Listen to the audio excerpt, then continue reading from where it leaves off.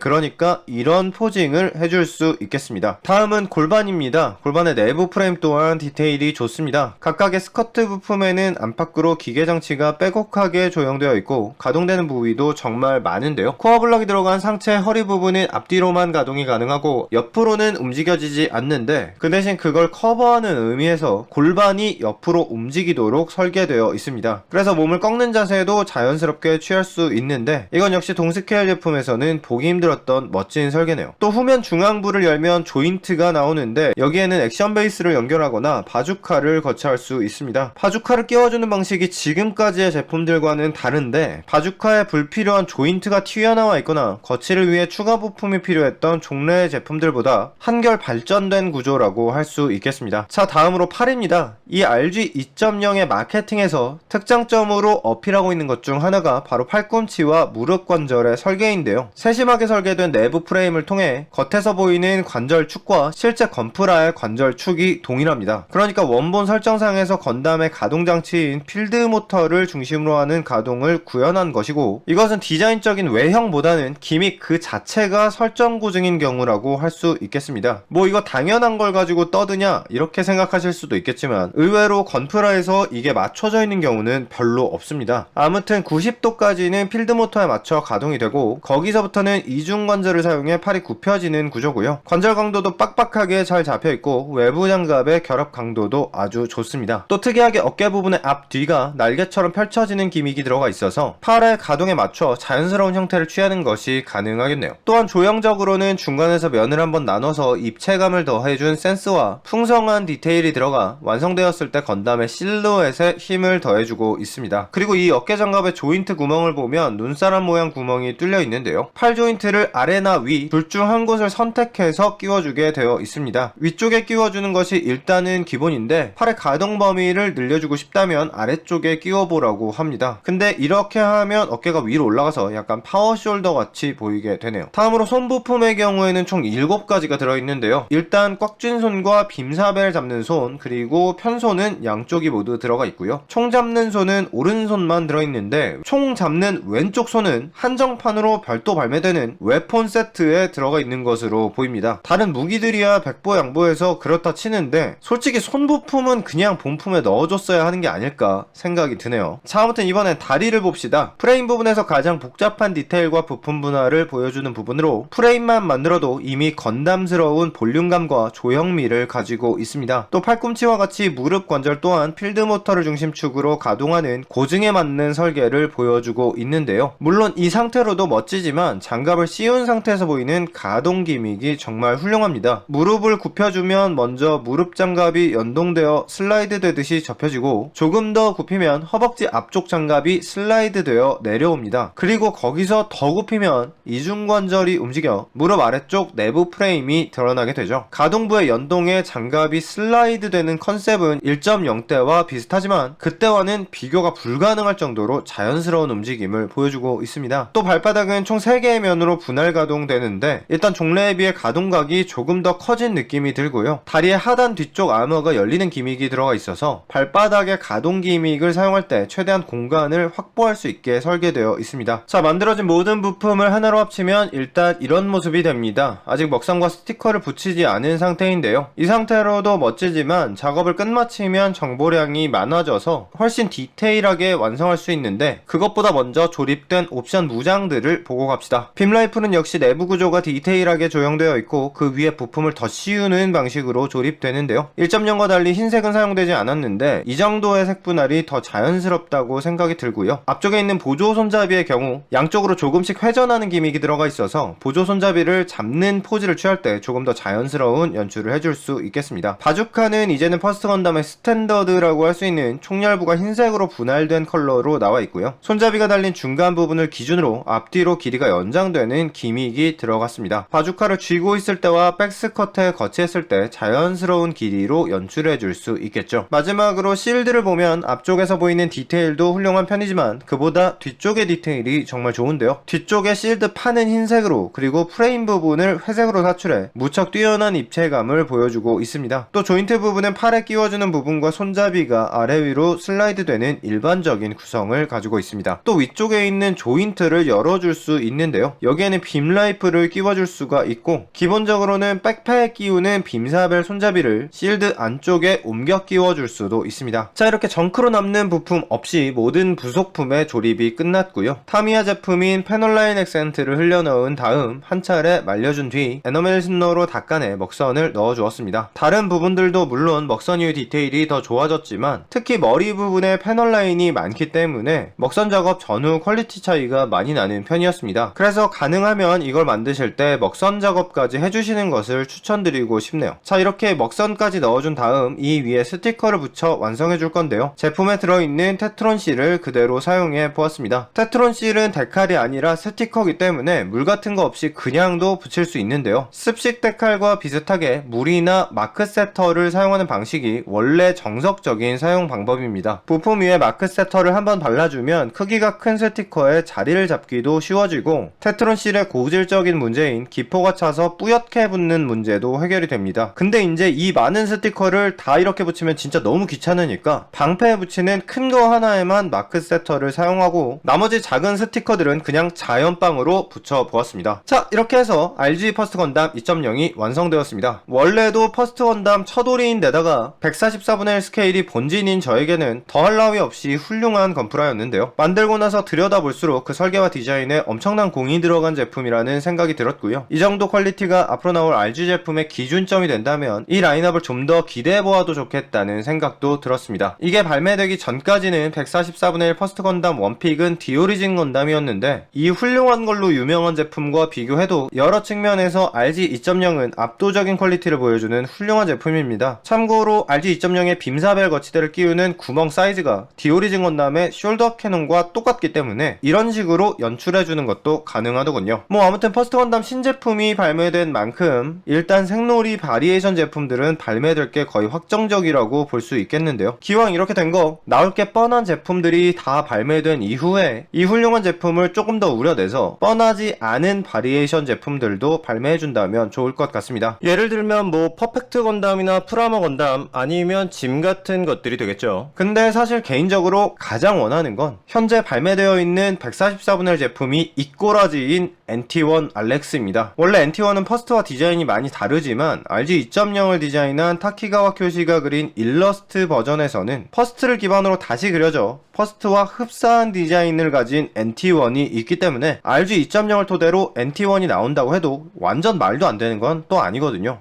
근데 뭐 안 될 거야. 네, 아무튼 오늘은 신상 건프라인 RG 퍼스트 2.0을 만들어 보았습니다. 영상이 업로드되는 날짜를 기준으로 하루 뒤면 정식 발매가 시작되는데 건프라를 좋아하고 계신다면 고민하지 마시고 그냥 하나 사서 만들어 보시기를 추천드리는 훌륭한 제품이 되겠습니다. 건프라를 오래 깊게 즐기시고 또 많은 종류의 제품을 조립해 보신 분일수록 이 건프라에 사용된 설계와 그것을 실현해낸 기술에 놀라게 되실 것이라 확신하고 제가 그랬듯이 간만에 조립하는 과정 자체를 즐겨볼 수 있는 재미있는 시간을 갖게 되실 거라고 생각합니다. 정식 발매일인 내일부터 물량이 얼마나 풀릴지는 잘 모르겠지만 물량이 넉넉히 풀린다면 저는 커스텀 용도로 한두 개쯤 더 구해놓을까 하는 생각도 드네요. 자, 선행 발매된 물건을 사오신 분들께서는 저와 같이 이미 즐거운 조립이 되셨길 바라고 또 내일 발매된 물건을 구입하실 형제님들께는 손쉽게 제품을 겟하시는 행운과 함께 마찬가지로 즐겁고 편안한 취미 활동 시간이 되시기를 바라면서 여기까지 저는 플라스미스 유한이었습니다.